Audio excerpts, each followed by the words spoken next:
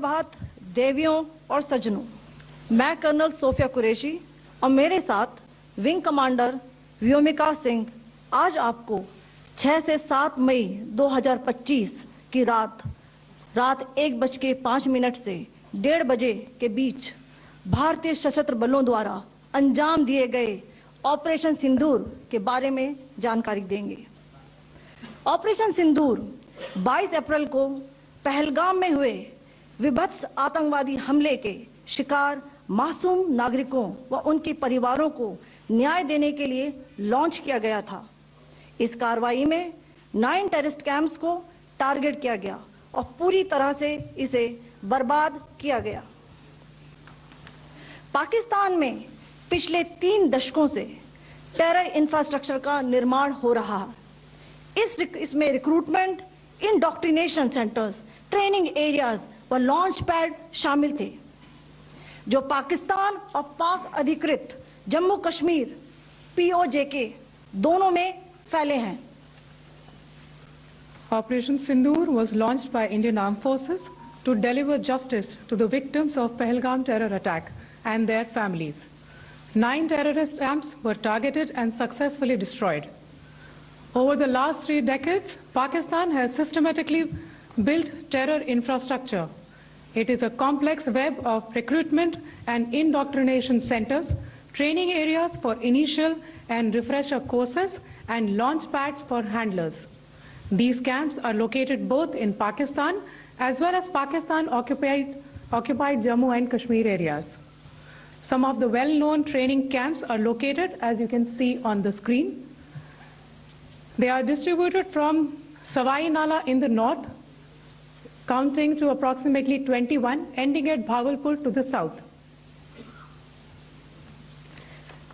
इन लक्ष्यों का चयन विश्वसनीय इंटेलिजेंस सूचनाओं के आधार पर हुआ ताकि आतंक गतिविधियों की रीढ़ तोड़ी जा सके, और यह खास ध्यान दिया गया कि निर्दोष नागरिकों और सिविलियन इंस्टॉलेशन को नुकसान न पहुंचे।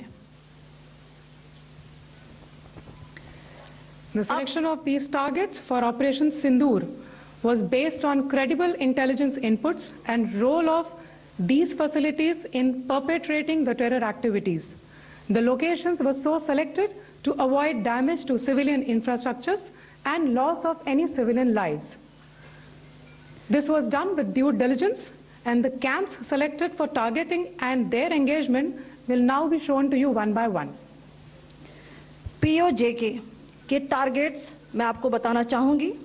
सबसे पहले सवाई नाला कैंप मुजफ्फराबाद, जो कि POJK के लाइन ऑफ कंट्रोल से 30 किलोमीटर दूर है।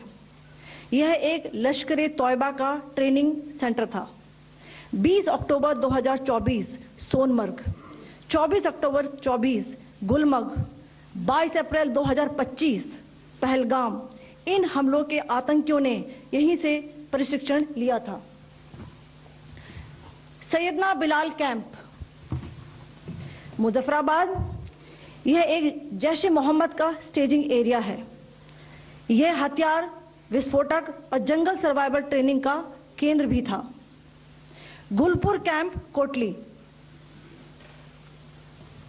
यह LOC से 30 किलोमीटर दूर था। लश्कर-ए-तौयबा का बेस था, जो रजौरी पुंछ में सक्रिय था।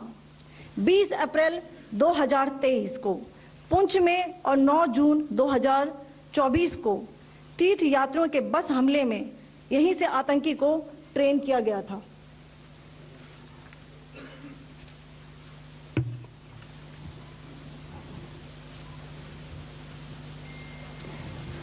बरनाला कैंप भिंबर, यह LOC से 9 किलोमीटर दूर है।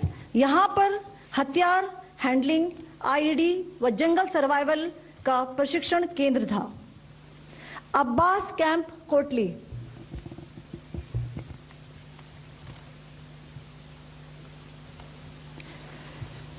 यह LOC से 13 किलोमीटर दूर है।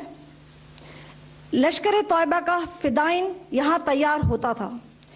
इसकी कैपेसिटी 15 टेररिस्ट को ट्रेन करने की थी।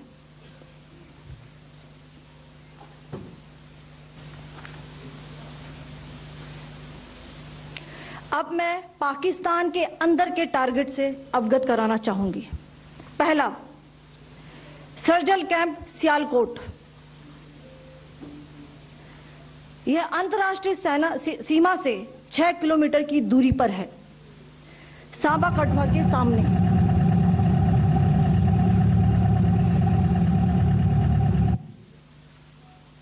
मार्च 2025 में जम्मू एंड कश्मीर पुलिस के 4 जवानों की जो हत्या की गई थी, उन आतंकवादियों को इसी जगह पर ट्रेन किया गया था।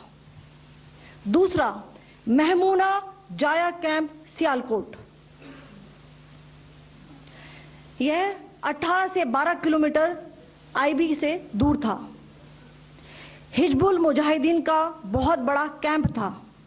यह कठुआ जम्मू क्षेत्र में आतंक फैलाने का नियंत्रण केंद्र था।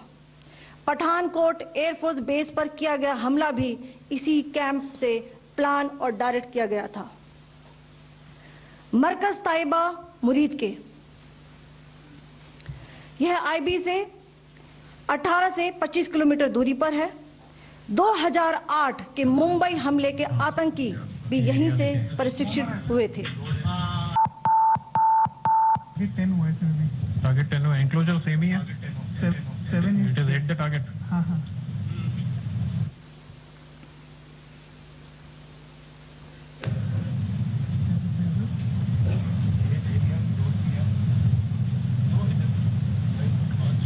आ गया सर।